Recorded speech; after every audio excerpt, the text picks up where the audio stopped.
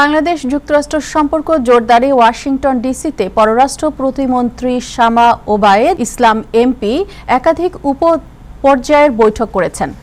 18 মে ডিসিতে সংক্ষিপ্ত সফরে তিনি যুক্তরাষ্ট্রের পররাষ্ট্র দপ্তরের কর্মকর্তাদের সঙ্গে আলোচনায় অংশ নেন। আলোচনায় দুই দেশের বাণিজ্য, জ্বালানি, প্রতিরক্ষা সহযোগিতা, ইন্দো প্যাসিফিক নীতি, রোহিঙ্গা সংকট ও জনগণ সম্পর্ক উন্নয়নের বিষয়ে গুরুত্ব দেওয়া হয়।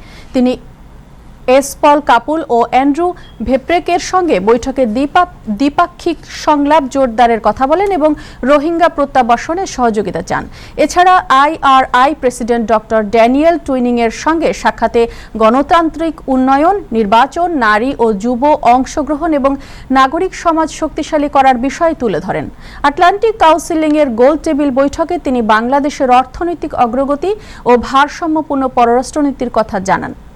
সফর শেষে উভয় পক্ষ ভবিষ্যৎ সহযোগিতা বাড়ানোর আশা প্রকাশ করেন। এই সফরকে দুই দেশই কৌশলগত সম্পর্ক আরও শক্তিশালী করার একটি গুরুত্বপূর্ণ পদক্ষেপ হিসেবে দেখছে এবং ভবিষ্যতে নিয়মিত উচ্চ পর্যায়ের যোগাযোগ অব্যাহত থাকবে বলে জানানো হয়েছে সূত্রে। আটলান্টিক কাউন্সিলে একটা ক্লোজ ডোর রাউন্ড টেবিল হয়েছে, যেখানে আমি উপস্থিত ছিলাম।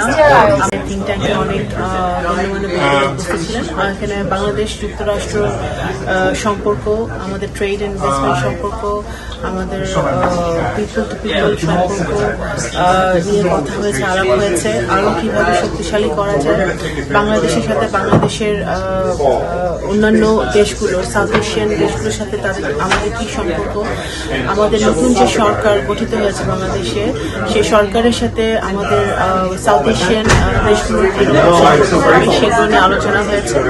এবং আগামী দিনে আমাদের রোহিঙ্গা ইস্যু, আমাদের ইকোনমিক ইস্যু, সব কিছু নিয়ে আমরা কিভাবে আগাতে পারি, সেই সব কিছুই আমাদের আজকের এই রাউন্ড টেবিলে আলোচিত হয়েছে।